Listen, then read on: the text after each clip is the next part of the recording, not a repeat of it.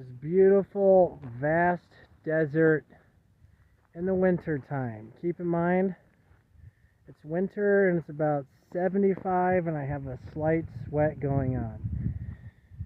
They say this place is not the most friendly in the summer because you can't escape the heat. It's everywhere. So these type of geographies and climates are better suited for cooler time, such as October through March. So you can see there's snow mountains over there. So